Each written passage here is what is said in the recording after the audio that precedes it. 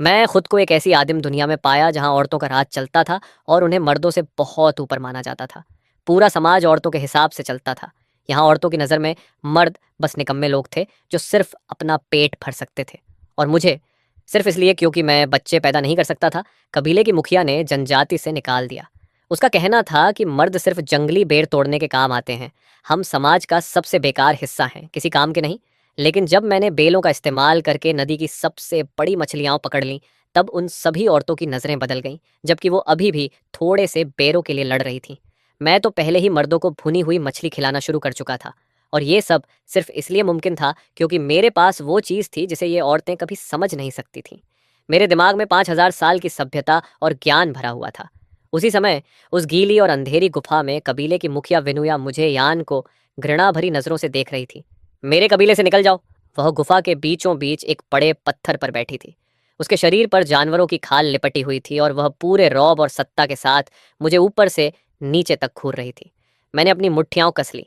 मेरे पीछे कबीले के करीब 10 आदमी खड़े थे। अब गुफा साफ तौर पर दो हिस्सों में पड़ चुकी थी। एक तरफ विनुया और बाकी औरतें थीं। उनकी खाल से बनी स्कर्ट साफ तौर पर बेहतर और मजबूत थी। दूसरी तरफ हम मर्द थे, जिनकी कमर पर सिर्फ घास की रस्सी बंधी थी और शर्म ढकने के लिए बस एक पत्ता था। कुछ तो पूरी तरह नग्न थे। विनुया के चेहरे की बर्फ जैसी ठंडी नजर देखकर सारे आदमी कांप रहे थे। उनकी आंखों में आंसू थे, लेकिन रोने की हिम्मत तक नहीं थी। तभी विनुया ने बेहद ठंडी आवाज में कहा, हर शिकार के बाद तुम लोग खाली हाथ लौटते हो। निकम्मे मर्दों की टोली, तुम लोगों को बुनाई तक नहीं आती। तुम बच्चे पैदा नहीं कर सकते। मैंने तुम्हें ट्रेनिंग करने से मना किया था, फिर भी तुम में से एक दो लोग हर वक्त ट्रेनिंग करते रहते हैं।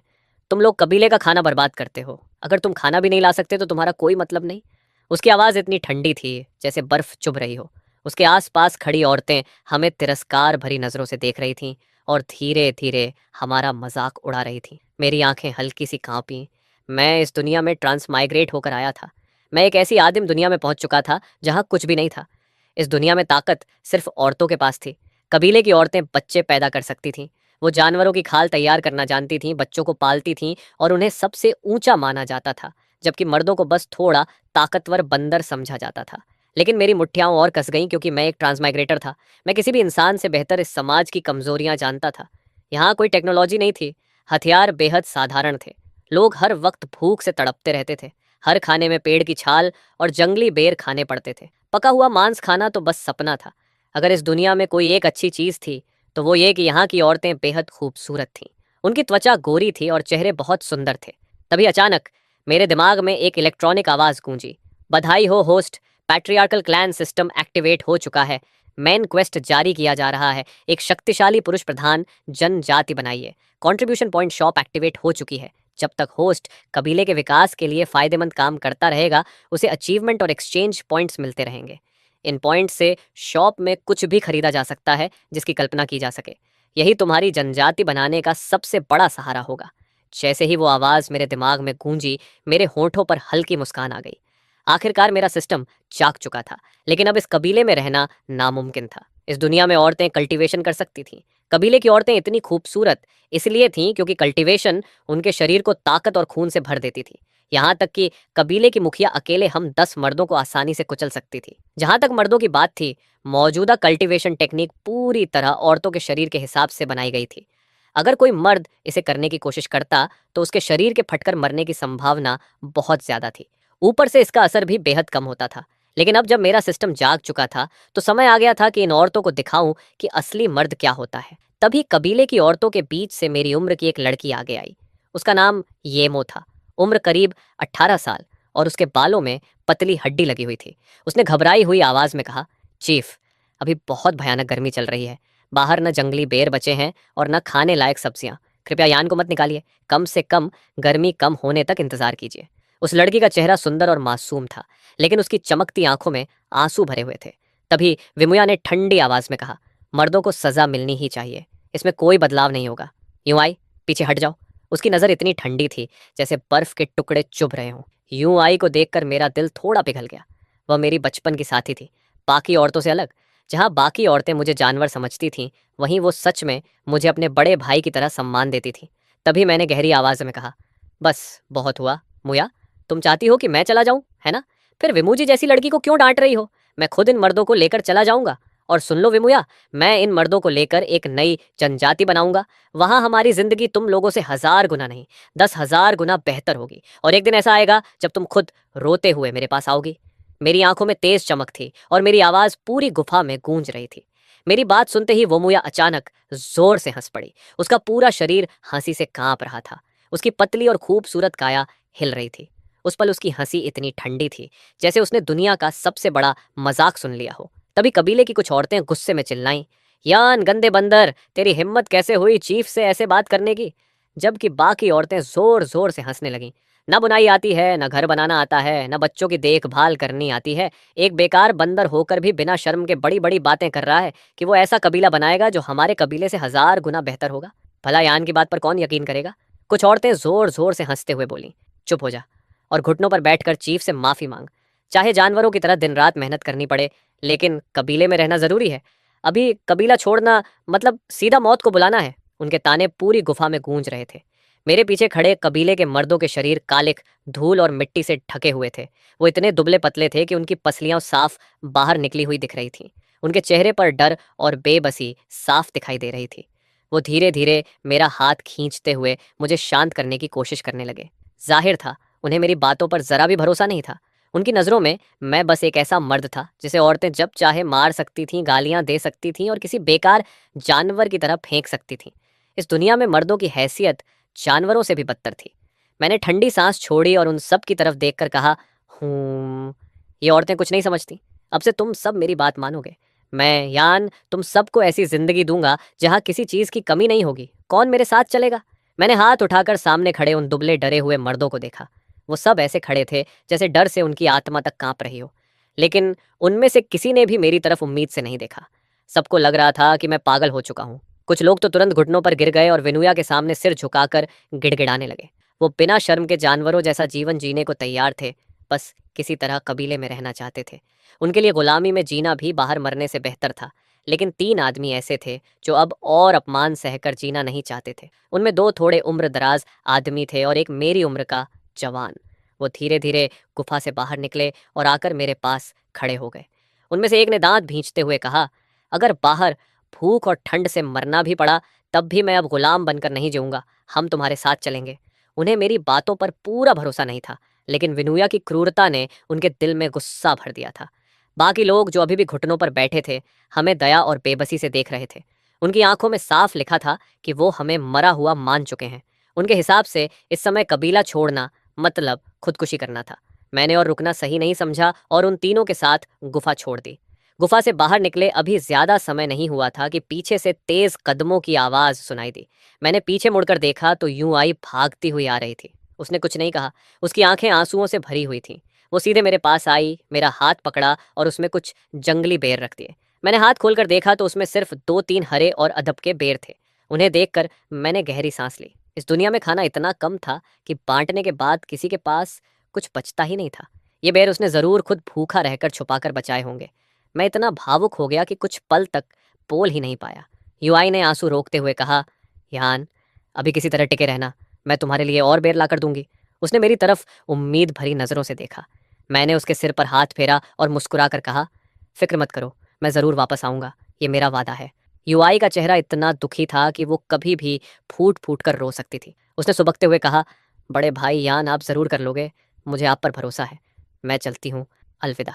उसने जल्दी से आंसू पोंछे, रोना दबाया और वापस भाग गई। मैं उसे दूर जाते हुए देखता रहा। फिर मेरे चेहरे पर हल्की मुस्कान आ गई। युआई को मुझ पर इतना भरोसा था, मैं उसे कभी निराश नहीं कर सकता था। फिर मैंने दूर मैदानों की तरफ देखा और जो नज़ारा सामने था उसे देखकर मैं कुछ पल के लिए पूरी तरह हैरान रह गया।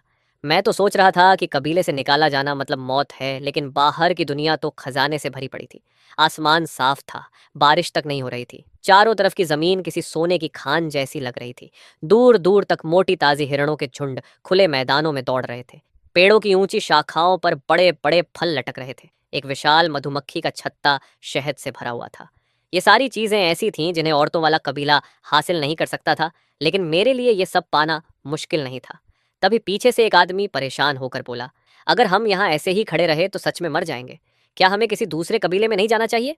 दूसरा आदमी गुस्से और कड़वाहट से बोला, सारे कबीले एक जैसे हैं, हर जगह हमें बंदर समझा जाता है औरतों के बराबर इंसान भी नहीं मानते। लेकिन चाहे कुछ भी हो जाए, मैं वापस जाकर विनुया का गुलाम नहीं बनूंगा। हम आदमी हैं, गुलाम नहीं। उन तीनों की आंखों में डर, गुस्सा और निराशा सब साफ दिखाई दे रहा था। लेकिन उसी समय मैं काम में जुट चुका था। कभी मैं पेड़ों पर चढ़कर लंबी और मजबूत बेलें तोड़ रहा था, कभी कीचड़ में घुसकर चीजें खोद रहा था। मेरा पूरा शरीर मिट्टी और गंदगी से भर चुका था, लेकिन मैं रुका नहीं। थोड़ी देर बाद मैं नदी के किनारे बैठ गया और बेलों को आपस में बुनने लगा। मैं एक फिशिंग नेट बना रहा था। नदी ज्यादा गहरी नहीं थी, पानी बस कमर तक आता था। उसके अंदर बड़ी बड़ी मछलियां आराम से तैर रही थीं। इस दुनिया की टेक्नोलॉजी बेहद पिछड़ी हुई थी। यहाँ के लोग मछली पकड़ना जानते ही नहीं थे, इसलिए नदी की मछलियों का कोई दुश्मन नहीं था। वो बहुत बड़ी हो चुकी थीं और उनका मांस बेहद स्वादिष्ट था। अगर कोई एक भी बड़ी मछली पकड़ ले तो आसपास के सारे कबीले लालच से पागल हो जाएं। इतनी कीमती कि उसके बदले 3 आदमी तक बदले जा सकते थे। इसलिए मैं जल्दी जल्दी फिशिंग नेट बना रहा था ताकि कुछ बड़ी मछलियां पकड़कर हम इस मुसीबत से निकल सकें। तभी एक आदमी मेरे पास आया। वो वीमुआ था, कबीले के सबसे ताकतवर जवानों में से एक। उसका शरीर भी दुबला और सांवला था, लेकिन उसकी आंखों में बाकी लोगों से ज्यादा हिम्मत थी। उसने हैरानी से पूछा, यन, तुम आखिर कर क्या रहे हो? क्या तुमने तय कर लिया कि हम किस कबीले में जाएंगे? मैंने सिर झुकाए झुकाए जवाब दिया, वेमुआ, इधर आकर मदद करो। मैं इस नदी की मछलियां पकड़ने वाला हूँ।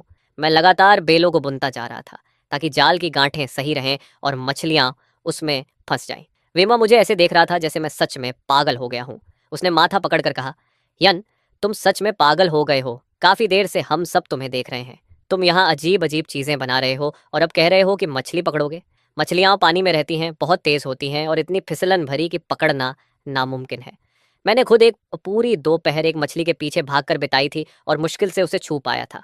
और मैं यकीन से कह सकता हूँ कि हमारे कबीले में ही नहीं, आसपास की किसी जनजाति में भी कोई इंसान मछली पकड़ नहीं सकता। मैं नदी किनारे बैठा बैठा उसकी लगातार पक पक सुन रहा था। जाल बुनना वैसे ही बहुत मुश्किल काम था और ऊपर से उसकी बातें खत्म ही नहीं हो रही थीं। आखिर मैंने सिर उठाकर उसे देखा और कहा, वेमुआ, मैं तुमसे एक सवाल पूछता हूँ। हमारी दोस्ती के हिसाब से बताओ, क्या मैंने तुमसे कभी झूठ बोला है? तो या तो मेरी मदद करो, नहीं तो कहीं और जाकर बैठो। मैंने माथे का पसीना पोंछते हुए कहा। वेमुया के चेहरे पर गहरी उलझन दिखाई दे रही थी। उसने हिचकिचाते हुए पूछा, तुम्हें सच में लगता है कि हम मछली पकड़ सकते हैं? मैंने उसकी आंखों में देखते हुए जवाब दिया, हाँ। वेमुया ने तुरंत सिर हिलाया। मुझे तो बिल्कुल नहीं लगता। मछली कोई मामूली चीज नहीं है। वो तो इतना दुर्लभ खाना है कि शायद हमारी चीफ ने भी कभी उसका स्वाद नहीं चखा होगा। लेकिन जब उसने मेरे चेहरे की गंभीरता देखी तो वो चुप हो गया। हम दोनों हमेशा से अच्छे दोस्त थे और सच ये था कि मैंने उससे कभी झूठ नहीं बोला था। जब भी हम शिकार पर जाते, अगर मैं कहता कि किसी जगह बेर या जंगली सब्जियां मिलेंगी तो वहां सच में मिलती थी। विमुया जितना सोचता उतना ही उलझ जाता। आखिर उसने गहरी सांस ली, हिम्मत जुटाई और मेरे पास आकर बैठ गया। मछली मिले या ना मिले फर्क नहीं पड़ता, हम दोस्त हैं। मैं तुम्हारी मदद करूंगा, वैसे भी कोशिश करने में क्या जाता है। उसकी आवाज में अभी भी भरोसे से ज्यादा बेबसी थी। मैंने कुछ नहीं कहा, बस बेल का एक सिरा उसकी तरफ बढ़ा दिया ताकि वो उसे पकड़कर खींचे, जबकि मैं दूसरी तरफ तेजी से बुनाई करने लगा। आसमान धीरे धीरे पीला हो रहा था। सूरज डूबने वाला था, इसलिए समय बहुत कम था। विमुया की मदद से काम पहले से 2 गुनी तेजी से होने लगा। थोड़ी दूर खड़े बाकी मर्द हमें देखकर आहें भर रहे थे। ये यन सच में पागल हो गया है। आखिर ये वहां क्या अजीब चीज बना रहा है? बेलों को इस तरह बुनने से क्या फायदा होगा? ऊपर से बीच बीच में इतने सारे छेद भी हैं। ये तो पूरी तरह समय की बर्बादी है। उनके हिसाब से मैं अपने कबीले से निकाले जाने का सदमा सह नहीं पाया था और पागल हो चुका था। लेकिन उन्हें क्या पता था कि इसके उलट मेरा दिमाग पहले से ज्यादा साफ और शांत होता जा रहा था। जब सूरज पेड़ों के पीछे छिपने लगा, तब आखिरकार फिशिंग नेट तैयार हो गया। मैंने संतोष भरी आवाज में लंबी सांस छोड़ी। हमारे सामने 2 आदमियों जितना ऊंचा और 2 आदमियों जितना चौड़ा जाल फैला हुआ था। उसके चारों कोनों में भारी पत्थर बांधे गए थे। बीच से एक लंबी बेल निकाली गई थी ताकि जाल को कसकर बंद किया जा सके। जब इसे नदी में फेंका जाएगा तो पत्थर इसे नीचे तक खींच लेंगे और फिर बीच वाली बेल खींचते ही पूरा जाल ऊपर आ जाएगा। मैंने जाल को हाथ से खींचकर देखा। वो बेहद मजबूत था, आराम से कई बार इस्तेमाल हो सकता था। वेमुया अभी भी उलझन में था। उसने सिर खुजलाते हुए कहा, तो ये है वो चीज जिसे बनाने में हमने इतना वक्त लगाया। मुझे लगा था तुम सोने के लिए कोई चटाई बना रहे हो। वो उस फिशिंग नेट को ऐसे देख रहा था जैसे उसे उसकी जरा भी समझ ना हो। मैंने मुस्कुराकर कहा, इतनी जल्दी मत करो, पहले देख तो लो। मैंने जाल को मोड़ा, बाहों में उठाया और नदी किनारे पहुंचा। फिर पूरे जोर से उसे नदी में फेंक दिया। पत्थरों के वजन से जाल हवा में फैल गया और फिर बुलबुले बनाता हुआ नदी के तल तक डूब गया। मैं नदी किनारे खड़ा होकर बीच वाली बेल पकड़े रहा। तभी विमुया गुस्से से चिल्लाया, तुम कर क्या रहे हो? इतनी मेहनत से बनाई हुई घास की चटाई नदी में क्यों फेंक दी? उसने मुझे ऐसे देखा जैसे मैं दुनिया का सबसे बड़ा बेवकूफ़ हूँ। उसका चेहरा गुस्से से लाल हो गया था और गर्दन की नसें फूल गई थीं। उसने उंगली दिखाकर कहा, यन, तुम सच में पागल हो। मुझे कभी तुम्हारी मदद नहीं करनी चाहिए थी। इतनी मेहनत से बनाया और सीधे पानी में फेंक दिया। कम से कम इस पर सो तो सकते थे। वो अभी भी फिशिंग नेट को पानी में डूबते और बुलबुले उठते देख रहा था। उसके चेहरे पर दुख और गुस्सा दोनों थे। मैंने चिढ़कर कहा, रोना बंद करो और इधर आकर मदद करो। मैं लगातार बेल खींच रहा था। फिशिंग नेट नदी के तल तक पहुंच चुका था और वजन से मुझे महसूस हो रहा था कि कुछ फंसा है। वे मुया गुस्से में बड़बड़ाया, यान मैं तुमसे नफरत करता हूँ। लेकिन फिर भी वो मेरे पास आकर बेल खींचने लगा। उसने मदद का वादा किया था, इसलिए अब पीछे नहीं हट सकता था। वो मुझे ऐसी नजरों से देख रहा था जैसे मौका मिलते ही नदी में धक्का दे देगा। हम दोनों पूरी ताकत से बेल खींचते रहे और आखिरकार फिशिंग नेट पानी से बाहर निकल आया। मैं तुरंत आगे बढ़ा और उसे ध्यान से देखने लगा। जैसा मैंने सोचा था, भारी पत्थरों ने जाल को नीचे जाकर अच्छी तरह बंद कर दिया था। सारी मछलियां अंदर फंसी हुई थीं। मैं जाल के सामने बैठ गया और गहरी सांस ली। यही असली पल था। जैसे ही मैंने जाल खोला, एक बड़ी मोटी मछली सीधे मेरे चेहरे पर आ गिरी और उसकी पूंछ ने मेरे गाल पर जोरदार थप्पड़ मार दिया। मैं संभल नहीं पाया और धड़ाम से पीछे कीचड़ में गिर पड़ा। मैंने चेहरे से चिपचिपा पानी पोंछा और आंखें खोली। मेरे सामने 4 बड़ी और 8 छोटी मछलियां तड़प रही थीं। सबसे बड़ी मछलियां मेरे पूरे हाथ जितनी लंबी थीं और मोटी ताज़ी थीं। यहाँ तक कि छोटी मछलियां भी मेरी हथेली जितनी बड़ी थीं। उनके सफ़ेद पेट और काली पीठ चमक रही थी। यही वो समय था जब उनका स्वाद सबसे बेहतरीन होता है। मेरे चेहरे पर मुस्कान फैल गई। काम बन चुका था।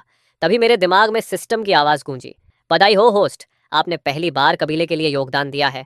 Achievement unlock, master fisherman. आपको 20 कंट्रीब्यूशन पॉइंट्स मिले हैं। हर फिशिंग एक्शन पर 5 कंट्रीब्यूशन पॉइंट्स मिलेंगे। सिस्टम की आवाज़ सुनकर मैं मुस्कुराया और उठकर अपने कपड़ों से कीचड़ झाड़ने लगा। इसे कहते हैं शानदार शुरुआत। तभी पीछे से विमुया की कांपती आवाज़ आई, यान, ये क्या है? वो फिशिंग नेट में तड़पती बड़ी बड़ी मछलियों को देखकर पूरी तरह हैरान था। मैंने शांत आवाज़ में कहा, मछलियाँ। विमुया ने अविश्वास से कहा, लेकिन मछलियाँ तो पानी में रहती हैं, ये किनारे पर कैसे आ गई? वो सिर खुजलाते हुए पूरी तरह उलझ चुका था। उसका दिमाग जैसे काम करना बंद कर चुका था। मैंने सहजता से जवाब दिया, क्योंकि मैंने इन्हें पानी से बाहर निकाला है। उसने तुरंत पूछा, लेकिन कैसे? उस घास वाली चटाई से। मैंने फिशिंग नेट की तरफ इशारा किया। इसे फिशिंग नेट कहते हैं। इससे मछलियाँ पकड़ी जाती हैं। विमुया पूरी तरह चुप हो गया। उसके छोटे से दिमाग ने शायद कभी ऐसी चीज की कल्पना भी नहीं की थी। उसकी समझ ने मुझे हंसा दिया। मैंने जाल से एक बड़ी मछली उठाई और उसकी तरफ फेंक दी, ताकि वो खुद महसूस कर सके कि मछली कोई सपना नहीं बल्कि हकीकत है। विमुया ने जल्दी से मछली पकड़ ली, लेकिन वो पूरी तरह घबरा गया। मछली उसके हाथों में जोर जोर से फड़फड़ाने लगी। उसका चिपचिपा शरीर उसकी त्वचा से रगड़ खा रहा था। वही एहसास जिसके पीछे वो पूरी दोपहर भागता रहा था, अब उसकी बाहों में जिंदा तड़प रहा था। आ, शिकार के लिए आ! विमुया अचानक पागलों की तरह चिल्लाने लगा। यान सच में पागल नहीं था। उसने सच में मछली पकड़ ली। ये सच में मछली है। यान, तो तुम झूठ नहीं बोल रहे थे। तुम तो सच में जीनियस हो। खुशी से पागल हुआ विमुया इधर उधर भागने लगा। वो जोर जोर से चिल्ला रहा था, मैं जीनियस हूँ, मैं जीनियस हूँ। उसकी आवाज इतनी तेज थी कि 100 मीटर दूर बैठे बाकी मर्दों तक भी पहुंच गई। दूर बैठे 2 आदमी एक दूसरे को अजीब नजरों से देखने लगे।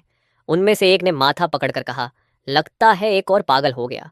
वेमुया तो समझदार लगता था, फिर यान के साथ रहकर ये भी ऐसा कैसे हो गया? कहीं यान की पागलपन वाली बीमारी फैलती तो नहीं? दोनों पूरी तरह उलझन में थे। तभी उनमें से एक ने आंखें सिकोड़कर नदी की तरफ देखा और धीमी आवाज में कहा, रुको, ऐसा लग रहा है कि विमुया और यान को नदी किनारे कुछ मिला है। क्या वो मछली है? ये सुनते ही दूसरे आदमी ने जोर से लार निकली। आम दिनों में भी उन्हें औरतों से कम खाना मिलता था। ऊपर से पूरा दिन बेर और जंगली सब्जियां ढूंढने में मेहनत करनी पड़ती थी। लेकिन आज उन्हें कबीले से निकाल दिया गया था और आधे दिन से उन्होंने कुछ नहीं खाया था। मछली शब्द सुनते ही उनके मुंह में पानी भर गया। लेकिन फिर भी उनमें से एक ने सिर हिलाकर कहा, मजाक मत करो, मछली बहुत दुर्लभ चीज है। शायद हमारी जनजातियों की चीफ भी उसे रोज नहीं खाती होंगी। और हम मर्द, हमने तो कभी मछली देखी तक नहीं। जितने लोगों को मैं जानता हूँ, किसी को मछली पकड़ना नहीं आता। और तुम सोचते हो कि यान ऐसा कर सकता है? उसकी आवाज में साफ अविश्वास था। फिर उसने लंबी सांस लेकर कहा, और मान लो कि उन्होंने सच में खाना ढूंढ लिया हो, तब भी हमने उनकी कोई मदद नहीं की। अगर वो हमें खाना दे भी दें तो उसे लेना सही नहीं होगा। दूसरा आदमी भी उदास होकर बोला, हाँ, अगर वो खुद हमें दें तो अलग बात है, लेकिन हमने कुछ नहीं किया, फिर हम उनका खाना कैसे ले सकते हैं?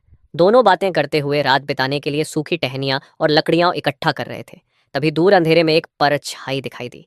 वो धीरे धीरे उनकी तरफ बढ़ रही थी। उसके हाथ में कुछ लटक रहा था। जैसे जैसे वो पास आया, दोनों की आंखें फैल गईं। वो विमुया था। उसके हाथ में बेल से बंधी दो लंबी चीजें लटक रही थीं, जो अभी भी फड़फड़ा रही थीं। दोनों आदमी तुरंत जम गए। ये तो सच में मछली लग रही है। उनमें से एक की आवाज कांप गई। दूसरे ने जोर से लार निकली। क्या यान सच में मछली पकड़ने में कामयाब हो गया? विमुया उनके सामने आकर रुक गया और गर्व से बोला, हमने कई मछलियां पकड़ी हैं। यान ने कहा है कि मैं तुम दोनों के लिए एक एक लेकर आऊं, लेकिन ये मछली मुफ्त नहीं है। अगर तुम इसे खाना चाहते हो तो तुम्हें यान को अपना चीफ मानना होगा और उसके नए कबीले में शामिल होना होगा। फिर उसने गर्व से कहा, यान ने कहा है कि वो विनुया के कबीले से कहीं ज्यादा ताकतवर जनजाति बनाएगा। शाम का अंधेरा फैल चुका था। विमुया के सामने खड़े दोनों आदमी थे, विनुली और विनुला। जैसे ही उन्होंने बेल में फंसी बड़ी बड़ी मछलियों को देखा, जो अभी भी जोर जोर से तड़प रही थी, दोनों पूरी तरह सुन्न रह गए। उनकी गर्दनें खिंच गईं, पेट जोर जोर से गुर्राने लगे और मुंह से लार टपकने लगी। विनुली कांपती आवाज में बोला, ये सच में नदी की मछली है, लेकिन ये कैसे मुमकिन है? उसकी आंखें इतनी फैल गई थीं जैसे उसने कोई चमत्कार देख लिया हो। विमुया ने दोनों हाथ कमर पर रखे और गर्व से हंसते हुए कहा, हाँ, यान ने ही इन्हें पकड़ा है। अब बताओ, चाहिए या नहीं? ये ऐसी चीज है जिसे शायद हमारी चीफ भी कभी नहीं खा पाई। एक छोटी मछली के बदले 3 आदमी तक बदले जा सकते हैं। और ये जो बड़ी वाली है, देख रहे हो, ये तो मेरे पूरे हाथ जितनी लंबी है।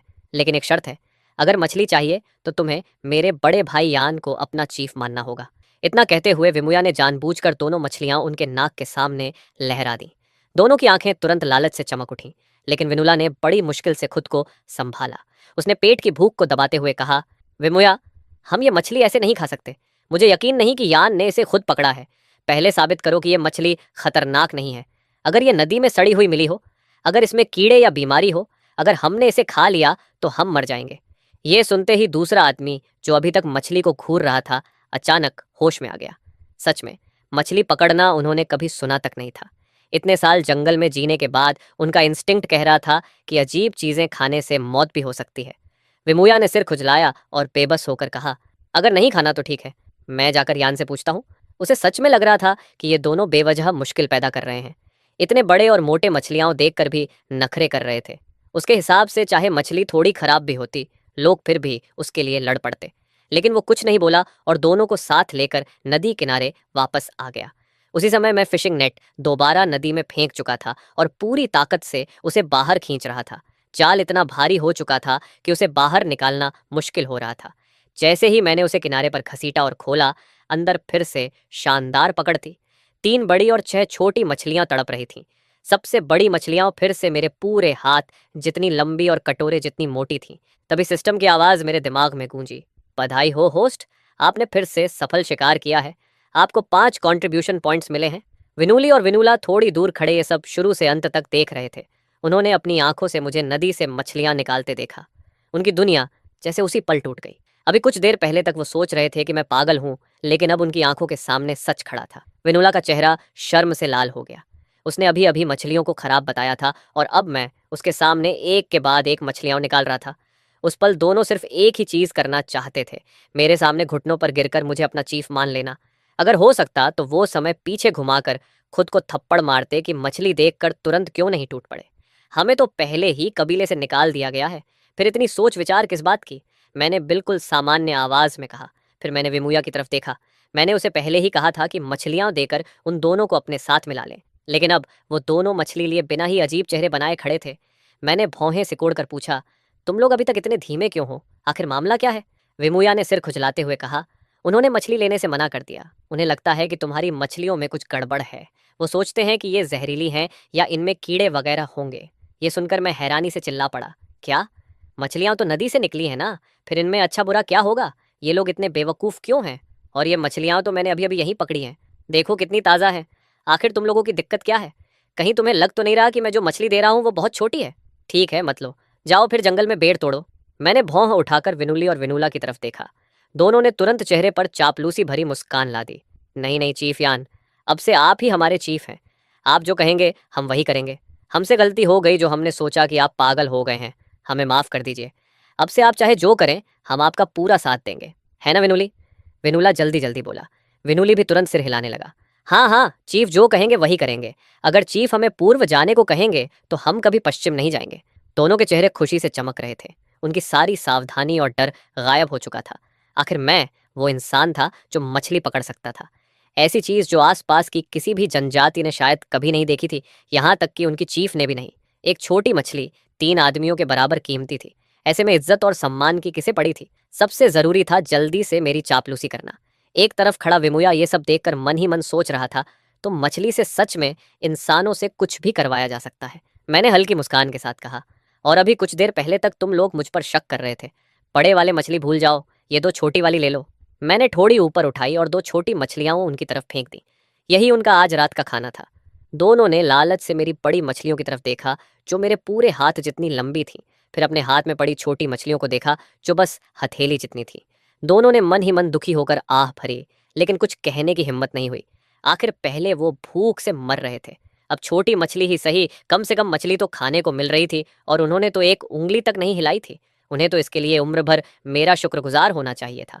थोड़ी देर बाद हम चारों नदी किनारे एक बड़े पत्थर के पास बैठे थे। रात पूरी तरह उतर चुकी थी।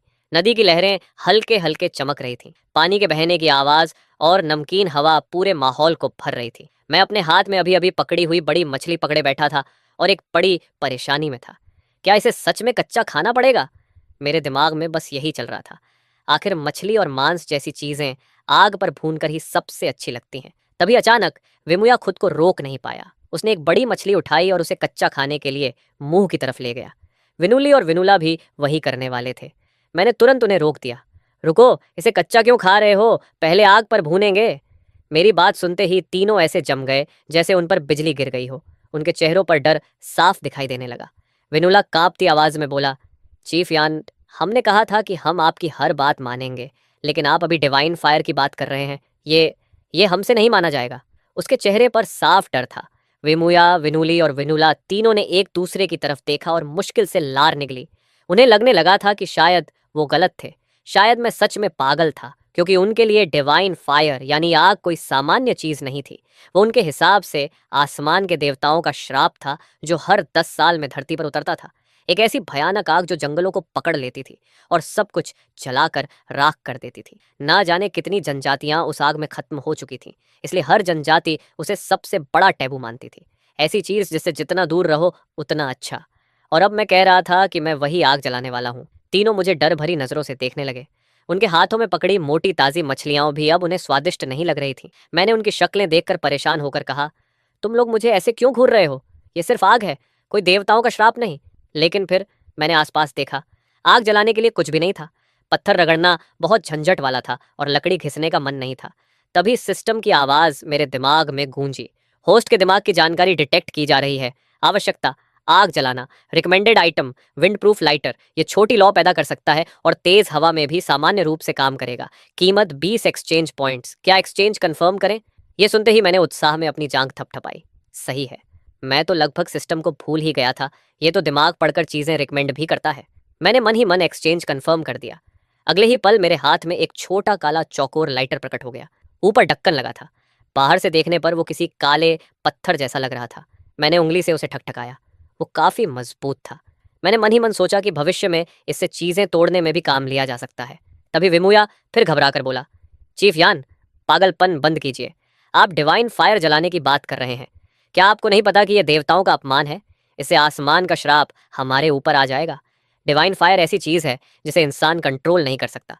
आखिर आप इसके पीछे क्यों पड़े हैं? हम मछली ऐसे ही खा लेते हैं ना। अगर ज्यादा देर हुई तो ये खराब हो जाएगी। इतनी अच्छी चीज को बर्बाद करना हमारे पूर्वजों को नाराज कर देगा। वो मुझे पूरी कोशिश से समझा रहा था। दूसरी तरफ विनुली भी बोला, हाँ चीफ यान, जल्दी से खा लेते हैं। अब हमारे पास मछली है, इससे ज्यादा और क्या चाहिए? मैंने उन्हें देखकर हल्की मुस्कान दी। अगर तुम लोग अभी इसे कच्चा खाओगे तो बाद में 100% पछताओगे। मेरे दिमाग में बस सुनहरी रसदार ग्रिल्ड फिश की तस्वीर घूम रही थी। तभी तीनों आदिम आदमी एक दूसरे को देखने लगे। फिर उनकी आंखें चमक उठीं। ठीक है, अगर चीफ नहीं खा रहे तो हम खाते हैं। अगले ही पल तीनों कच्ची मछलियों पर टूट पड़े। हे भगवान, तो मछली का स्वाद ऐसा होता है? हमने अब तक कैसी दुख भरी जिंदगी जी है। कमाल है, कुछ ही मिनटों में उनके हाथों में सिर्फ मछलियों की हड्डियां बची थीं। काश इन मछलियों की हड्डियां इतनी सख्त ना होती, नहीं तो मैं इन्हें पूरा का पूरा निगल जाता। उधर तीनों कच्ची मछली खाकर पेट पकड़कर पड़े थे, जबकि थोड़ी दूर मैं सूखी टहनियां और घास इकट्ठा कर रहा था ताकि आग जला सकूं। विनुली मुझे देखकर बड़बड़ाया, चीफ यान अभी भी डिवाइन फायर जलाने के बारे में सोच रहा है क्या? उसकी उस डिवाइन फायर वाली बात की वजह से वो खाना तक छोड़ने को तैयार है। सच में अजीब इंसान है। ऊपर से कह रहा था कि बाद में हमें पछताना पड़ेगा। मुझे तो लगता है आखिर में वही पछताएगा। एक एक मछली खाने के बाद तीनों इतने भर चुके थे कि हिल भी नहीं पा रहे थे। वो बस वहीं पड़े पड़े मुझे काम करते देख रहे थे। मैं थोड़ी देर बाद ऐसी जगह पहुंचा जहां मिट्टी नरम थी। मैंने एक लंबी पतली लकड़ी जमीन में घुसाकर खोदना शुरू किया और वहां से पत्थर निकाले। फिर उन पत्थरों को गोल घेरा बनाकर रखा। उसके बीच सूखी घास और जल्दी आग पकड़ने वाली पेड़ की छाल रखी। उसके ऊपर छोटी छोटी लकड़ियां जमा दी। सब तैयार करने के बाद मैंने अपनी विंड प्रूफ लाइटर निकाली। अगले ही पल उस काले लाइटर से एक छोटी सी लौ निकली। उस अंधेरी और जंगली रात के बीच वो छोटी सी आग अचानक चमक उठी। तभी सिस्टम की आवाज मेरे दिमाग में गूंजी। बधाई हो होस्ट, आपने अचीवमेंट अनलॉक किया है, फर्स्ट डिवाइन मैनिफेस्टेशन। आपको 20 कंट्रीब्यूशन पॉइंट्स मिले हैं। थोड़ी देर पहले ही मैंने नदी किनारे मछलियों को साफ करके लकड़ी में फंसा दिया था। जैसे ही लाइटर की लौ लकड़ियों के ढेर के पास पहुंची, उसी समय विमुया, जो आधा सो चुका था और खर्राटे लेने लगा था, अचानक जाग गया। वो आंखें मलते हुए उठ रहा था, शायद पेशाब करने जाने वाला था। तभी उसकी नज़र उस हल्की लौ पर पड़ी। उसने गर्दन घुमाई और अगले ही पल उसका पूरा शरीर वहीं जम गया। उसकी आंखों में ऐसा डर था जैसे उसने मौत देख ली हो। अंधेरे के बीच आग की रोशनी मेरे चेहरे पर पड़ रही थी और वही रोशनी आदिम इंसानों के लिए सबसे बड़ा डर थी। डिवाइन पनिशमेंट की आग, डिवाइन फायर। विमुया ने अचानक ऐसी डरावनी चीख मारी कि खून जम जाए। वो डर के मारे पीछे गिर पड़ा। उसकी चीख सुनकर विनुली और विनुला भी उठ बैठे। पहले तो वो उसे डांटने वाले थे, लेकिन जैसे ही उनकी नज़र उस कांपती हुई लौ पर पड़ी, उनके चेहरों पर उनकी पूरी जिंदगी का सबसे भयानक डर उतर आया। Divine fire! यन ने डिवाइन पनिशमेंट बुला लिया। वो हम सबको मारना चाहता है। उनकी आंखों में डर साफ दिखाई दे रहा था। बचपन से उन्होंने ट्राइब की जो कहानियां सुनी थी, वो सब अचानक उनके दिमाग में लौट आईं। वो कहानियां जिनमें डिवाइन फायर पूरे जंगल को जलाकर राख कर देती थी। तीनों आदमी अब किसी कटने वाले जानवर की तरह चीख रहे थे। डर से उनका दिमाग जवाब दे चुका था। मैंने चिढ़कर कहा, तुम लोग इतना क्यों चिल्ला रहे हो? रात का समय है, ये क्या तमाशा लगा रखा है? लेकिन तीनों कुछ सुनने की हालत में नहीं थे। ये डिवाइन फायर है, हम सब मर जाएंगे, पूरा जंगल आग के समुद्र में बदल जाएगा, हम जलकर राख हो जाएंगे। तीनों डर से पागलों की तरह सिर पकड़कर इधर उधर भाग रहे थे। मैंने अपने हाथ में लाइटर की छोटी सी लौ को देखा। बस इतनी सी आग, और ये लोग ऐसे डर रहे हैं। मैं मन ही मन हैरान रह गया। मैंने गहरी सांस ली और लाइटर बंद कर दिया। लौ तुरंत गायब हो गई। फिर मैंने कहा, डरना बंद करो, तुम्हारा डिवाइन फायर गायब हो चुका है। लेकिन तीनों अभी भी चीख रहे थे। विनोली आंसू बहाते हुए बोला, यान, ये मजाक करने का समय नहीं है। डिवाइन फायर पूरी जंगल में फैल जाता है, हम सब जलकर मर जाएंगे। कितनी ट्राइब्स और कितने लोग इस डिवाइन कर्स की वजह से मर चुके हैं, और तुम कह रहे हो कि आग गायब हो गई? कौन यकीन करेगा? उसके चेहरे पर आंसू थे और वो सिर पकड़कर कांप रहा था। दूसरी तरफ विनुला डर के मारे सांस तक नहीं ले पा रहा था। मैंने चिढ़कर कहा, पीछे मुड़कर खुद देख लो, आग सच में गायब हो चुकी है। तीनों मेरी बात मानने को तैयार नहीं थे, लेकिन डर के बीच भी उन्होंने धीरे धीरे आंखें खोलीं और मेरी तरफ देखा। चारों तरफ पूरा अंधेरा था। न कहीं आग का समुद्र था, ना किसी के जलने की चीखें। सिर्फ शांत रात थी। विनुली वहीं बैठा रह गया, सिर पकड़े हुए बुदबुदाया, क्या डिवाइन फायर सच में गायब हो गया? विनुला और विमुया कांपते हुए पीछे मुड़े। उन्होंने देखा कि वहां वैसा नरक नहीं था जैसा वो सोच रहे थे। चारों तरफ बस शांत अंधेरा था। अगले ही पल तीनों जमीन पर गिर पड़े। उन्हें ऐसा लग रहा था जैसे वो अभी अभी मौत के मुंह से लौटे हों। तभी मैंने उनकी तरफ देखा और फिर से लाइटर जला दिया। छोटी सी लौ फिर उनके सामने चमक उठी। अभी जो उनके दिल शांत हुए थे, वो दोबारा तेजी से धड़कने लगे। डिवाइन फायर फिर वापस आ गया। तीनों के पैर कांपने लगे। वो डर के मारे भाग भी नहीं पा रहे थे। एक पल के लिए तो उनके मन में मर जाने का ख्याल तक आ गया। मैंने लाइटर को उंगलियों में घुमाते हुए शांत आवाज में कहा, अब यकीन आया? जिस डिवाइन फायर को तुम लोग श्राप समझते हो, उसे मैं अपनी मर्जी से कंट्रोल कर सकता हूँ। मैं लाइटर को बार बार जलाकर बुझा रहा था। लौ जलती बुझती फिर जलती। तीनों पूरी तरह स्तब्ध थे। विनोली हकलाते हुए बोला, त तुम डिवाइन फायर को कंट्रोल कर सकते हो? उसकी आवाज कांप रही थी। ये कैसे मुमकिन है? ये तो सिर्फ आसमान के देवताओं की शक्ति है। कोई इंसान इसे कैसे चला सकता है? दूसरी तरफ विनुला लगातार सिर हिलाए जा रहा था। नामुमकिन? ये बिल्कुल नामुमकिन है। ये सारी समझ के खिलाफ है। विमुया बिना पलक झपकाए लाइटर की लौ को देख रहा था। जिस डिवाइन फायर को वो भगवान की शक्ति समझता था, वो इस समय मेरे हाथ में खिलौने की तरह जल बुझ रहा था। उसके दिमाग में जैसे पूरी दुनिया ही टूट गई थी। तभी मैंने फिर से लाइटर जलाया और नीचे झुककर पहले से तैयार लकड़ियों में आग लगा दी। कुछ ही सेकंड में कैंप फायर जल उठा। आग की लपटें ऊपर उठीं और उनके ऊपर टंगी मछलियां धीरे धीरे पकने लगीं। तीनों आदमी मुझे खुले मुंह से घूर रहे थे, जबकि मैं आराम से फिश ग्रिल कर रहा था। थोड़ी देर बाद जब मछली पूरी तरह पक गई, मैंने लकड़ी उठाई। सुनहरी, चमकती, रसदार ग्रिल्ड फिश को देखते ही मेरा मन खुशी से भर गया। इस दुनिया में आने के बाद से मैंने सिर्फ खट्टे कड़वे बेर और निगलने में मुश्किल जंगली घास खाई थी। ऊपर से आज पूरा दिन मेहनत की थी और कुछ खाया भी नहीं था। ऐसे में आखिरकार ग्रिल्ड फिश खाने का मौका मिलना मेरे लिए किसी सपने से कम नहीं था। मैं शब्दों में बयां ही नहीं कर सकता था कि उस पल मैं कितना भावुक हो गया था। लेकिन सिर्फ ग्रिल्ड फिश मुझे थोड़ी साधारण लग रही थी। तभी मुझे याद आया कि दिन में उजी ने मुझे कुछ बेरीज दिए थे। मैंने उन बेरीज को दबाकर उनका खट्टा मीठा रस निकाला और उसे ग्रिल्ड फिश के ऊपर डाल दिया। बस उसी पल स्वाद पूरी तरह बदल गया। मैंने एक बड़ा निवाला लिया। बाहर से मछली हल्की कुरकुरी थी, लेकिन अंदर का मांस नरम, रसदार और बेहद स्वादिष्ट। ऊपर से बेरीज की खटास ने उसका स्वाद और भी गहरा और लाजवाब बना दिया था। मैं पूरी खुशी के साथ उसे खाने लगा। मेरे बगल में बैठे तीनों आदिम आदमी उस खुशबू को सूंघकर फिर से पूरी तरह स्तब्ध रह गए। उनके चेहरों पर ऐसा भाव था जैसे उनकी पूरी दुनिया उलट गई हो। ये आखिरकार क्या रहा है? उनमें से एक बुदबुदाया। जिस डिवाइन फायर को हम भगवान की तरह पूजते हैं, उसने उसी पर मछली रख दी। और ये कैसी खुशबू है? इतनी अच्छी खुशबू कैसे आ सकती है? विनुली और विनुला की आंखें पूरी तरह फैल चुकी थीं। वो मेरे हाथ में पकड़ी ग्रिल्ड फिश को ऐसे देख रहे थे जैसे कोई खजाना देख लिया हो। आखिर विनुली ने कांपती आवाज में पूछा, चीफ यान आप क्या खा रहे हैं? उसकी आवाज में डर भी था और लालच भी। वो खुशबू इतनी लुभाने वाली थी कि वो कुछ देर के लिए डिवाइन फायर का डर तक भूल चुका था। मैंने आराम से मछली चबाते हुए कहा, ग्रिल्ड फिश, यही वो खाने का तरीका है जिसके बारे में मैंने कहा था कि बाद में पछताओगे अगर नहीं खाया तो। मेरी बात सुनते ही विनुली जैसे अचानक सब समझ गया। उसने कांपती उंगली मेरे हाथ की मछली की तरफ उठाई और बोला, चीफ, आपने डिवाइन फायर सिर्फ इसलिए जलाया ताकि मछली का स्वाद बेहतर हो जाए? मैंने शांत चेहरा बनाए सिर हिला दिया। अगले ही पल तीनों फिर से सदमे में चले गए।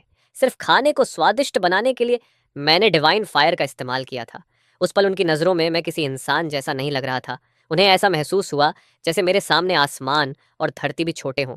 उनकी आंखों में सम्मान के साथ साथ डर भी भर गया। वेमुया ग्रिल्ड फिश को घूरते हुए बुदबुदाया, इसमें वो चुभने वाली स्केल्स नहीं है, ना वो नमकीन और गंदी बदबू, ना कच्ची आंतों की उल्टी जैसी स्मेल। सिर्फ नरम और ताज़ा मछली का स्वाद। और ये कच्ची मछली से कहीं ज्यादा स्वादिष्ट है। वो इतना खो चुका था कि बाकी सब भूल गया था। मैंने मुंह से मछली की एक कांटी निकालते हुए कहा, मैंने पहले ही कहा था, लेकिन तुम लोगों ने मेरी बात पर भरोसा नहीं किया। अब भुगतो। मेरी बात सुनकर तीनों के दिल पर जैसे बिजली गिर गई। अभी कुछ देर पहले ही उन्होंने तय किया था कि अब वो मुझ पर कभी शक नहीं करेंगे, लेकिन अब उन्हें पछतावा हो रहा था कि शुरू से मेरी बात क्यों नहीं मानी। खासकर वैमुया तो बस रोने वाली शक्ल बनाकर बैठ गया। उसने पहले ही पूरा बड़ा मछली खा लिया था। उसका पेट इतना भर चुका था कि अगर मैं उसे एक और ग्रिल्ड फिश देता भी तो वो एक निवाला भी नहीं खा पाता। उनकी हालत देखकर मैं हंस पड़ा, लेकिन मैं उन्हें दोष भी नहीं दे सकता था। आखिर ग्रिल्ड फिश जैसी चीज उनकी दुनिया की कल्पना से भी बाहर थी। मैंने आग के ऊपर लगी मछलियों की तरफ देखा। कुल 3 बड़ी मछलियां ग्रिल हुई थीं। मैंने उनमें से एक उतारी और विनुली व विनुला की तरफ बढ़ाते हुए कहा, तुम दोनों इसे खा लो, सिर्फ छोटी मछली से तुम्हारा पेट नहीं भरा होगा। एक मैं रखता हूँ, मुझे अभी चाहिए। लेकिन याद रखना, अगर मेरा खाना खाओगे तो मेहनत भी करनी पड़ेगी, समझे? दोनों ग्रिल्ड फिश को घूरने लगे। उसकी खुशबू इतनी शानदार थी कि उनके मुंह से लार टपकने लगी। लेकिन फिर उन्हें याद आया कि ये डिवाइन फायर पर पकाई गई थी। उनके चेहरे पर फिर डर लौट आया। अगर हमने इसे खाया तो कहीं देवताओं का श्राप ना मिल जाए। तभी विमुया ने अचानक तिरस्कार भरी आवाज में कहा, हूँ, इतनी अच्छी खुशबू वाली चीज खाने की हिम्मत भी नहीं? तुम लोग सच में निकम्मे हो। ऐसे ही डरते रहे तो भूख से मर जाओगे। इतना कहकर उसने मेरे हाथ से ग्रिल्ड फिश छीन ली और बड़े बड़े निवाले भरकर खाने लगा। विनुली और विनुला का चेहरा तुरंत बदल गया। अरे ओ विमुया, थोड़ा तो छोड़। दोनों घबरा गए। अभी तक जो डिवाइन फायर से डर रहे थे वो सब भूल चुके थे। दोनों टूट पड़े और उसके हाथ से ग्रिल्ड फिश छीनने लगे। लेकिन तब तक बहुत देर हो चुकी थी। पूरी फिश में सिर्फ आधी पूंछ बची थी। दोनों ने रोने वाली शक्ल बनाकर उस पूंछ को आधा आधा बांट लिया। जैसे ही उन्होंने उसे मुंह में डाला, दोनों की आंखें फैल गईं। हमने कितनी बड़ी गलती कर दी। सिर्फ इतना सा हिस्सा बचा। मुझे बहुत पछतावा हो रहा है। वेमुया, हरामी, तूने सब खा लिया। मैं ये सब बिना कुछ बोले शांत चेहरा बनाए देखता रहा। आखिर जब खाना खत्म हुआ तब तक रात पूरी तरह गहरी हो चुकी थी। तभी अचानक दूर से कदमों की आवाज आई। ब्रदर यान, मैं तुम्हारे लिए खाना लाई हूँ। ये उमूजी की नरम और जवान आवाज थी। उसकी आवाज में थकान थी लेकिन चिंता ज्यादा थी। वो धीरे धीरे मेरे पास आई और पत्थर पर बैठ गई। ट्रीब में सब सो चुके हैं। चीफ विमुया ने मुझे तुमसे मिलने से मना किया था, इसलिए मैं रात में चुपके से भाग कर आई हूँ। तुमने पूरा दिन कुछ नहीं खाया होगा ना? तुम्हें बहुत भूख लगी होगी। आज ट्राइब को बहुत अच्छे बेरीज मिले थे, वो बहुत मीठे हैं। मैं ज़्यादा नहीं ला सकी, बाकी सब तुम्हारे लिए बचा कर लाई हूँ। उसने अपनी छोटी हथेली खोली, उसमें कुछ ताज़े और रसीले बेरीज रखे थे।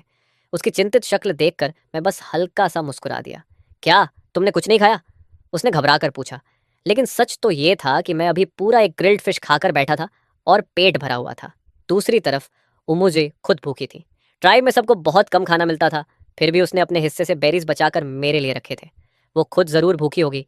जब मैंने बेरीज लेने के लिए हाथ नहीं बढ़ाया तो उसे लगा मैं शर्म कर रहा हूँ। उसने तुरंत सीना फुलाकर कहा, मैंने आज बहुत सारे बेरीज खाए हैं, सच में, ये तुम्हारे लिए है। अगर अभी नहीं खाए तो ताज़े नहीं रहेंगे। उसकी एक्टिंग देखकर मैं मन ही मन हंस पड़ा। फिर मैंने बेरीज वापस उसकी हथेली पर रख दिए और कहा, मैं नहीं खाऊंगा, तुम सब खुद खा लो। उमूजी तुरंत घबरा गई। ब्रदर यान, बचपन से तुम्हारी तबीयत कमज़ोर रही है। आज तुम्हें ट्राइब से निकाल दिया गया, तुमने पूरा दिन कुछ नहीं खाया होगा। ये बेरीज बहुत अच्छे हैं, जल्दी खा लो वरना तुम्हारा शरीर जवाब दे देगा। तभी बगल में बैठे तीनों आदिम आदमी हंस पड़े। वाह बेरीज, कितनी कीमती चीज़। दुख की बात है कि अब हम इन्हें छूना भी पसंद नहीं करते। ऐसे गरीबों वाला खाना ना हम खाते हैं ना हमारे चीफ यान। उनकी बात सुनकर उमूजी गुस्से में आ गई। क्या बकवास कर रहे हो तुम लोग? तुम सब निकम्मे आदमी हो। इतने अच्छे बेरीज तो हम औरतों को भी मुश्किल से खाने को मिलते हैं, और तुम कह रहे हो कि तुम लोग इन्हें नहीं खाते। साफ दिख रहा है कि तुम खुद बेरीज ढूंढ नहीं सकते, इसलिए नहीं चाहते कि ब्रदर यान भी खाए। तुम लोग बस अपनी इज्जत बचाने के लिए अकड़ दिखा रहे हो। और पता है हमें बेरीज की परवाह क्यों नहीं? क्योंकि अब हमारे पास मछली खाने को है। तीनों आदिम आदमी बड़े घमंडी चेहरे के साथ मछली की बात कर रहे थे। उमूजी ये सुनकर पूरी तरह हक्की बक्की रह गई। उसकी आंखें फैल गईं। उसके लिए मछली कोई आम चीज नहीं थी। नदी में तैरती मछलियां तो उसने देखी थीं, लेकिन मछली खाना उसके लिए किसी सपने जैसा था। यहाँ तक कि सिर्फ मछली शब्द सुनते ही कबीले की चीफ वेनुया तक के मुंह में पानी आ जाता था। आसपास की बहुत कम जनजातियों के चीफ्स ने कभी मछली छकी थी। उसने अविश्वास से कहा, यह कैसे मुमकिन है? मछलियां तो सिर्फ नदी में तैरती हैं। चीफ वेन्यूया ने भी कभी मछली नहीं खाई। तुम लोग तो बस कुछ मर्द हो, तुम लोगों के पास मछली कैसे हो सकती है? मैंने होठों पर हल्की मुस्कान लाते हुए कहा, अगर भरोसा नहीं तो खुद देख लो। मैंने धीरे से राख में दबाकर रखा हुआ ग्रिल्ड फिश बाहर निकाला। राख की गर्मी ने उसे परफेक्टली वार्म रखा था। वो अभी भी उतना ही सुगंधित और स्वादिष्ट था। उमूजी उस ग्रिल्ड फिश को घूरती रह गई। उसके चेहरे पर साफ सदमा था। ये क्या है? मैंने आराम से कहा, मछली। और ग्रिल्ड फिश उसकी तरफ बढ़ा दी। वो पूरी तरह अविश्वास में थी। जिस चीज का स्वाद उसने सिर्फ सपनों में सोचा था, वो इस समय उसकी आंखों के सामने थी। उसने कांपती आवाज में कहा, मुझे पता है ये मछली है, लेकिन ये नदी वाली मछलियों जैसी क्यों नहीं दिख रही? उसके सामने जो फिश थी वो सुनहरी हो चुकी थी। उसकी सतह पर तेल चमक रहा था। वो नदी में दिखने वाली गीली चिपचिपी मछलियों से बिल्कुल अलग लग रही थी। मैंने शांत आवाज में कहा, क्योंकि ये ग्रिल्ड फिश है, खाकर देखो, समझ जाओगे। मुझ पर भरोसे की वजह से उमुजी ने बहुत सावधानी से एक छोटा सा बाइट लिया। अगले ही पल उसकी आंखें फैल गईं। जैसे ही ग्रिल्ड फिश का नरम ज्यूस और हल्का क्रिस्पी मांस उसके मुंह में गया, उसकी पूरी दुनिया बदल गई। उसके लिए जो अब तक सिर्फ बेरीज का स्वाद जानती थी, ये किसी नए संसार जैसा था। उसने एक के बाद एक बाइट लेना शुरू कर दिया। कुछ ही पलों में पूरी ग्रिल्ड फिश खत्म हो चुकी थी। उसकी आंखें चमक रही थीं। ये बहुत स्वादिष्ट है। वो सच में भावुक हो गई थी। वो पूरे रास्ते ये सोचती हुई आई थी कि शायद मैं भूखा बैठा हूँ और वो मेरे लिए बस थोड़े से बेरीज ला पाई। लेकिन यहाँ मैं आराम से ग्रिल्ड फिश खा रहा था। ये सोचकर उसे खुद पर शर्म आने लगी। उसे ऐसा लग रहा था जैसे वो जमीन में गड़ जाए। मैंने मौका देखकर उससे ट्राइब की बात पूछी, और जो मर्द ट्राइब में रह गए हैं उनका क्या हाल है? मुझे वापस ट्राइब जाकर विनुया की सत्ता छीननी थी। उसे पहले मुझे हालात समझने थे। उमूजी ने धीरे से कहा, अभी ट्राइब में खाने की बहुत कमी है। खाना बचाने के लिए चीफ विनुया ने बाकी मर्दों को अलग कर दिया है। उन्हें एक दूर जगह भेजा गया है। वो 10 से ज्यादा हैं, लेकिन खाना मुश्किल से कुछ लोगों के लिए ही है। ऊपर से उन्हें बेरीज और जंगली सब्जियां भी ढूंढनी पड़ती हैं। उनकी हालत बहुत खराब है। कुछ लोगों ने कल्टीवेशन की कोशिश भी की, लेकिन वो सब मर गए। मैंने धीरे से सिर हिलाया। सिर्फ जंगली फल और सब्जियों पर जिंदा रहना ही मुश्किल था। अब जब खाना और कम हो चुका था तो उनकी हालत मौत के करीब ही होगी। लेकिन ये सुनकर मेरे दिमाग में तुरंत एक विचार आया। ये उन्हें अपनी तरफ लाने का सबसे सही मौका है। मैंने मुस्कुराकर कहा, बहुत रात हो चुकी है, चलो कुछ मछलियां ले जाओ। मैं उठकर नदी की तरफ गया, जहां मैंने अपनी मछलियां रखी थीं। मैंने उन्हें लकड़ी और बेल की मदद से पानी में अटका कर रखा था, ताकि वो ना मरें और ना भाग सकें। उमूजी मुझे ऐसे देख रही थी जैसे मैं कुछ अजीब बोल रहा हूँ। क्या? कुछ मछलियां ले जाओ? उसके लिए ये ऐसा था जैसे कोई कह रहा हो, जाकर थोड़ी सोना उठा लो। उसने तुरंत सिर हिलाया। ब्रदर यान, मुझे नहीं चाहिए। मुझे नहीं पता तुम्हें ये मछलियाँ कैसे मिली, लेकिन मछली बहुत बहुत कीमती चीज़ है। आसपास की किसी ट्राइब ने कभी इसे नहीं खाया। अगर तुम्हें कुछ मछलियाँ मिली भी हैं तो इन्हें छुपा कर रखना। आज जो ग्रिल्ड फिश तुमने मुझे खिलाई वो बहुत स्वादिष्ट थी। धन्यवाद। लेकिन सबसे ज़रूरी बात, अपना ध्यान रखना, जिंदा रहना। मैं फिर तुमसे मिलने आऊंगी। उसकी बात सुनकर मैं कुछ पल चुप रह गया। उसे सच में लग रहा था कि मुझे ये मछलियाँ बस किस्मत से मिली हैं। मुझे हंसी भी आई और गुस्सा भी। आखिर मुझे कितने लोगों को फिशिंग दिखानी पड़ेगी ताकि कोई भरोसा करे? मैंने गंभीर आवाज में कहा, उमूजी, मैंने पहले भी कहा था, मैं विनुया से 1000 नहीं 10,000 गुना बेहतर ट्राइब बनाऊंगा। क्या तुम्हें अभी भी भरोसा नहीं? फिर मैंने उसकी तरफ हाथ बढ़ाया, तो मेरे साथ चलो। उमूजी मुझे देखती रह गई। उसकी आंखों में दुख भर गया। ब्रदर यान, तुम अभी भी नई ट्राइब बनाने की बात कर रहे हो? क्या तुम्हें ट्राइब से निकाले जाने का इतना बड़ा सदमा लगा? उसे सच में लग रहा था कि मैं पागल हो चुका हूँ। ट्राइब के बाकी लोग भी यही कहते थे। सिर्फ वही थी जिसने अब तक यकीन नहीं किया था। लेकिन अब जब मैं ऐसी बातें कर रहा था तो उसका भरोसा भी डगमगाने लगा था। उसकी शक्ल देखकर मुझे सच में गुस्सा आने लगा। क्या हर आदिम इंसान को मुझसे फिशिंग डेमोन्स्ट्रेशन चाहिए? मैंने कुछ नहीं कहा, बस उसका हाथ पकड़ा और उसे नदी की तरफ खींच लिया। उसका चेहरा तुरंत लाल हो गया। वो शर्म से कुछ बोल नहीं पाई और चुपचाप मेरे पीछे चलती रही। जैसे ही मैंने नदी किनारे फिशिंग नेट उठाया, अंदर फड़फड़ाती हुई ढेर सारी मछलियां दिखाई दी। कई बड़ी मछलियां और 10 से ज्यादा छोटी मछलियां तड़प रही थीं। उमूजी वहीं जम गई। उसके चेहरे पर पूरी तरह अविश्वास था। ये क्या है? उसने कांपती आवाज में पूछा। फिर धीरे से बोली, ब्रदर यान, क्या तुमने ये मछलियां उठाई हैं? मैंने आंखें घुमाई। उठाई? इन्हें मैंने फिशिंग नेट से पकड़ा है।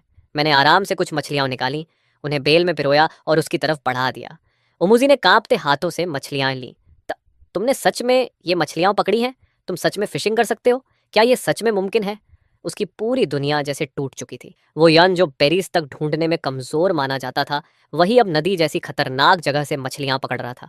उसे याद आया कि आज मैंने कहा था कि मैं विन्यूया से हजारों गुना बेहतर ट्राइब बनाऊंगा, और पहली बार उसके दिल में शक की जगह उम्मीद पैदा हुई। क्या ब्रदर यान सच में ऐसा कर सकता है? मैंने उसकी तरफ देखकर कहा।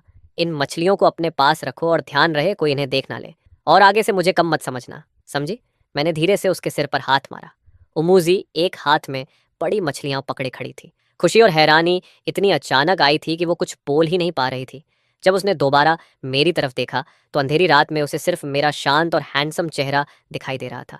उसका चेहरा धीरे धीरे लाल होने लगा। तभी मैंने मुस्कुरा कर कहा, और अगर बहुत थक गई हो तो आज रात यहीं रुक सकती हो। मेरी बात सुनते ही उसका चेहरा टमाटर जैसा लाल हो गया।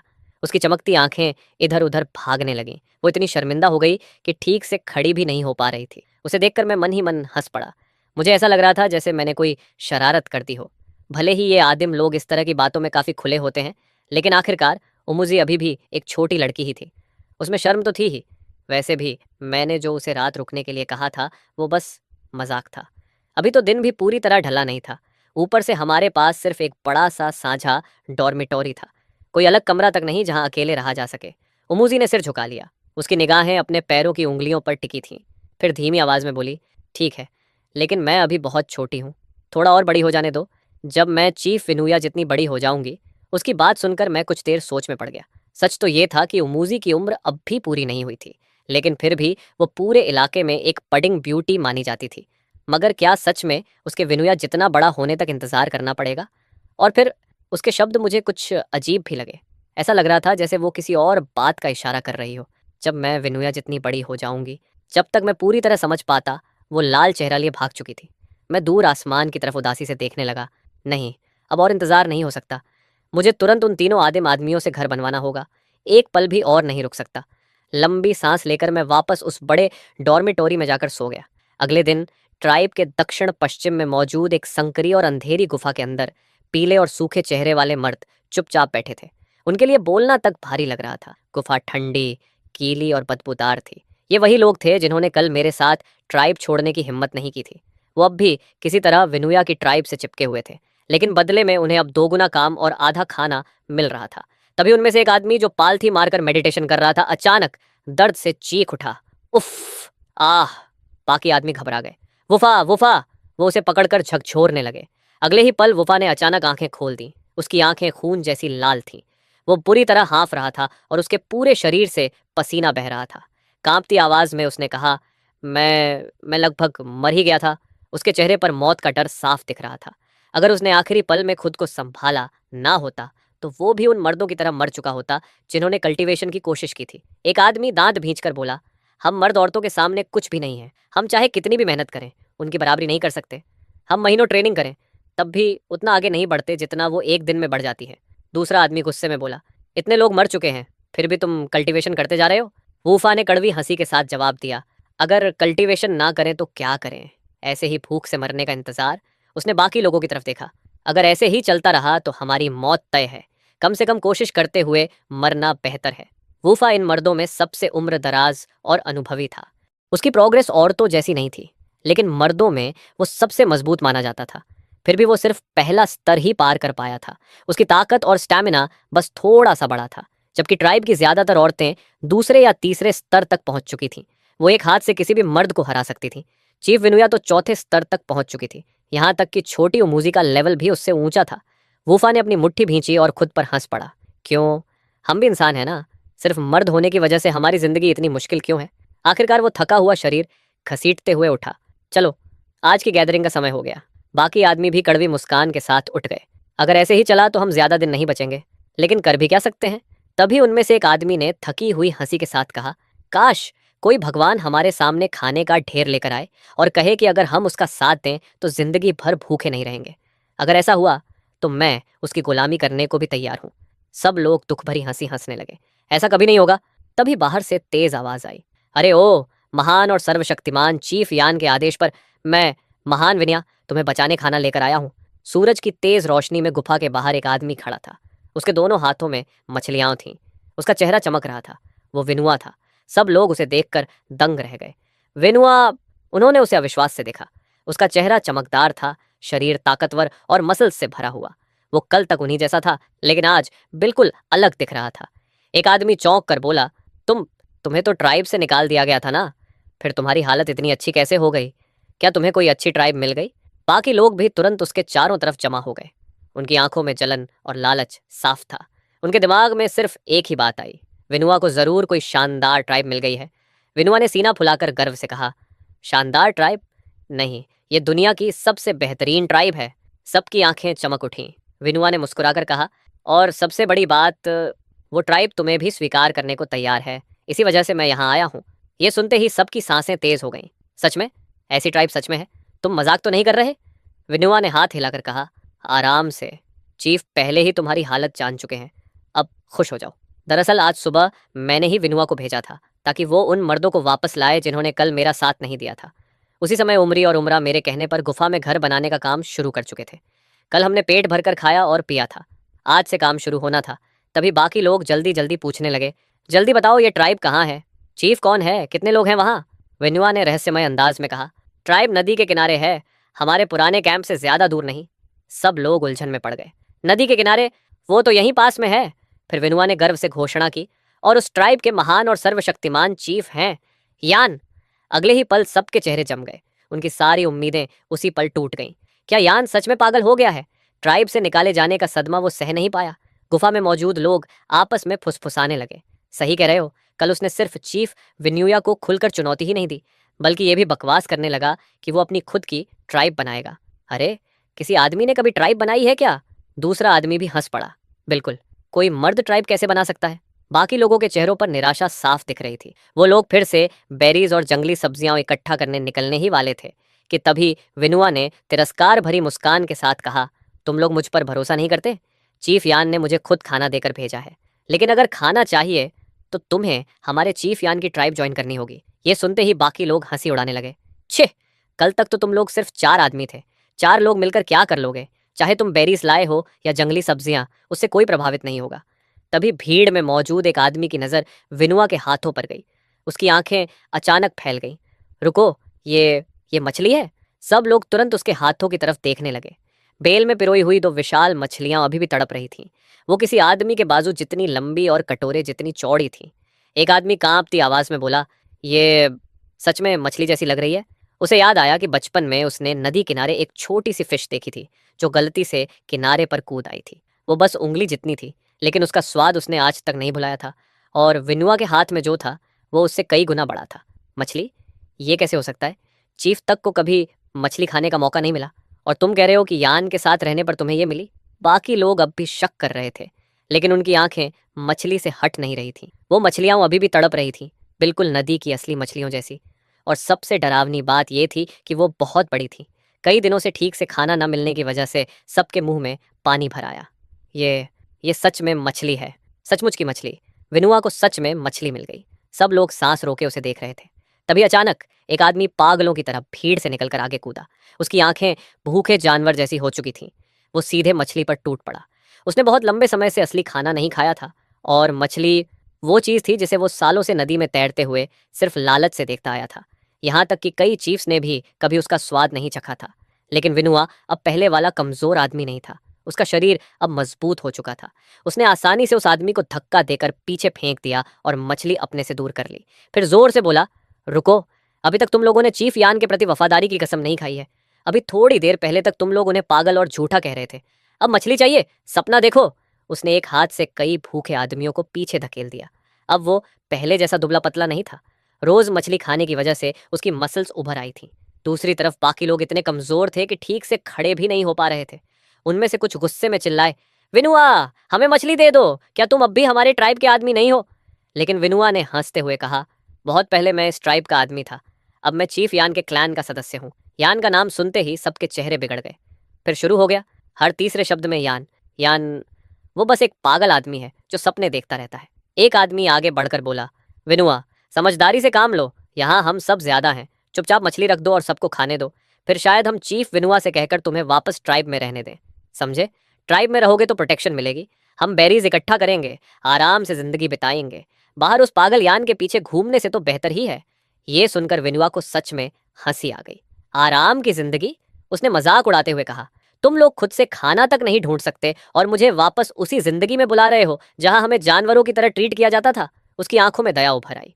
अगर ये बात तुम लोग कल कहते तो शायद मैं मान भी जाता, लेकिन आज मैंने वो जिंदगी देख ली है जो चीफ यान ने हमें दी है। अब हमें भूखे रहने की जरूरत नहीं। हम पेट भरकर मछली खाते हैं, इतना खाते हैं कि पेट फटने लगे। और सबसे बड़ी बात, उसकी आवाज गर्व से भर गई, चीफ यान तो डिवाइन फायर तक को कंट्रोल कर सकते हैं। वो उसी से मछली पकाते हैं, ग्रिल्ड फिश। तुमने कभी उसका स्वाद सोचा भी नहीं होगा। अब उसकी आवाज में पूरा आत्मविश्वास था। चीफ यान ने मुझे सिखाया कि मर्द भी इंसान हैं। हमें औरतों के पैरों में रेंगने की जरूरत नहीं। और तुम लोग मुझे धमका रहे हो? उसने ठंडी नजरों से बाकी लोगों को देखा। अब मैं हर दिन मछली खाता हूँ। सच कहूँ तो अब तो थोड़ा बोर भी होने लगा हूँ। अगर ये मछली चीफ यान की ना होती तो मैं इसे तुम्हारे लिए रोकता भी नहीं। ये कहकर उसने जोर से भीड़ को धक्का दिया। भूखे और कमजोर मर्द उसकी ताकत के सामने टिक ही नहीं पाए। वो सब इधर उधर गिर पड़े। उनमें इतनी ताकत भी नहीं बची थी कि खुद को संभाल सकें। नीचे गिरे हुए लोग गुस्से से उसे घूरने लगे। विनुआ, हम बस मछली खाना चाहते हैं, क्या इतना करना जरूरी था? तभी एक शांत लेकिन मजबूत आवाज गूंजी, बस करो, पीछे हटो और देखो कोई घायल तो नहीं हुआ। अभी हमारे पास खाना नहीं है, छोटी सी चोट भी मौत बन सकती है। भीड़ अपने आप रास्ता छोड़ने लगी। सामने वूफा खड़ा था, उम्र में सबसे बड़ा, सबसे अनुभवी और एक्साइल हुए मर्दों में सबसे ज्यादा सम्मानित आदमी। वो धीरे धीरे आगे बढ़ा और विनुआ की तरफ देखने लगा। विनुआ, अभी तुमने कहा कि तुम मछली खाते खाते थक गए हो। उसकी आंखों में उम्मीद और शक दोनों थे। क्या ये सच है? विनुआ ने बिना झिझक सिर हिलाया। हाँ, बिल्कुल सच। मैं तुम लोगों से झूठ नहीं बोल रहा। अगर तुम लोगों को मछली खानी है तो बस चीफ यान की ट्राइब ज्वाइन करो और उनकी बात मानो। बात इतनी सी है, विनुआ ने बिल्कुल सीधी आवाज में कहा। फिर उसने गर्व से सीना चौड़ा किया। और चीफ यान सिर्फ फिशिंग करना ही नहीं जानते, वो डिवाइन फायर भी पैदा कर सकते हैं और उसे कंट्रोल भी कर सकते हैं। इतना ही नहीं, वो उसी आग पर मछली को पकाते हैं। वो कहते हैं कि ऐसे पकने के बाद उसे ग्रिल्ड फिश कहते हैं। हम सब ने खाई है और वो कच्ची मछली से हजारों गुना ज्यादा स्वादिष्ट होती है। मैं बता भी नहीं सकता कितनी ज्यादा। उसकी बात खत्म होते ही पूरी गुफा में सन्नाटा छा गया। अगले ही पल एक आदमी गुस्से से चिल्ला उठा, तू क्या बकवास कर रहा है? ऐसी ईश्वर विरोधी बातें बोलने की हिम्मत कैसे हुई? तुझे डिवाइन पनिशमेंट का डर नहीं? दूसरा आदमी भी चिल्लाया, यन तो पागल हो ही चुका है, अब तू भी उसके साथ पागल हो गया। भीड़ में हलचल मच गई। डिवाइन फायर देवताओं का श्राप है, जहां वो गिरता है वहां सब राख हो जाता है। पूरी धरती आग के समंदर में बदल जाती है। और तुम कह रहे हो कि कोई आदमी उसे कंट्रोल कर सकता है? लेकिन विनुआ बिल्कुल शांत था। उसने कंधे उचकाए। मैं झूठ क्यों बोलूंगा? मुझे क्या फायदा होगा? तभी अब तक चुप खड़े विनुफा ने भौहें सिकोड़ ली। उसकी आवाज भारी और गंभीर थी। विनुआ, क्या तुम्हें अंदाजा है तुम क्या कह रहे हो? देवताओं का अपमान करना बहुत बड़ा पाप है।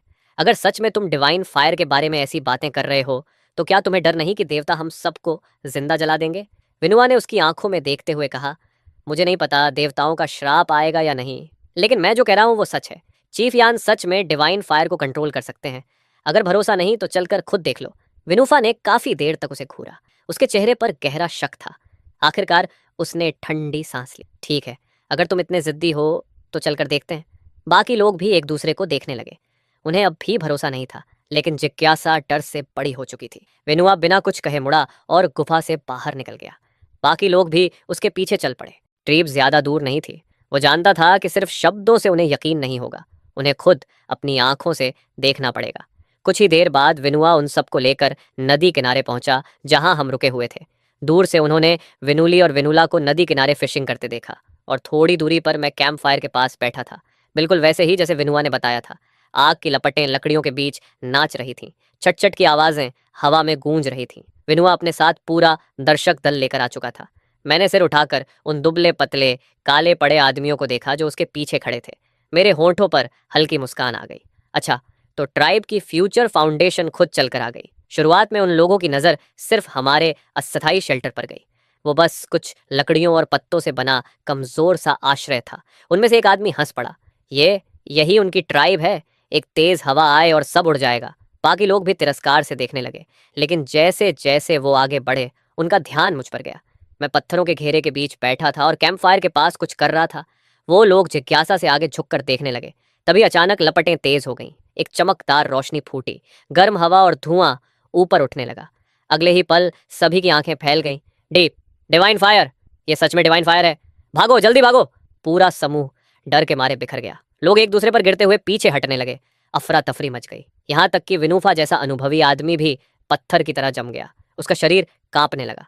उसके दिमाग में कई साल पुरानी यादें कौंध उठीं। वो दिन जब उसने पहली बार डिवाइन फायर देखा था। पूरी जंगल 3 दिन और 3 रात तक जलता रहा था। आसमान काले धुएं से ढक गया था।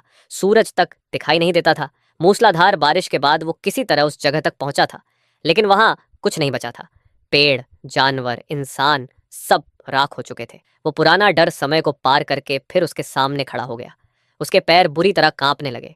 वो भागना चाहता था, लेकिन शरीर हिल नहीं रहा था। कांपती आवाज में उसने कहा, ये डिवाइन फायर है, भागो। जब डिवाइन फायर आता है तो सब कुछ निगल जाता है। मैंने कभी नहीं सोचा था कि यान उसे बुला सकता है। क्या वो हम सबको मारना चाहता है? लेकिन तभी उसे कुछ अजीब महसूस हुआ। आग फैल नहीं रही थी, वो बस पत्थरों के घेरे के बीच चल रही थी, कहीं और नहीं। तभी विनिया चिल्लाया, चीफ यान, कृपया डिवाइन फायर वापस ले लीजिए, ये लोग डर के मारे मर जाएंगे। मैंने सिर उठाकर उन दुबले सहमे हुए आदमियों को देखा। वो मुझे ऐसे घूर रहे थे जैसे मैं कोई राक्षस हूं।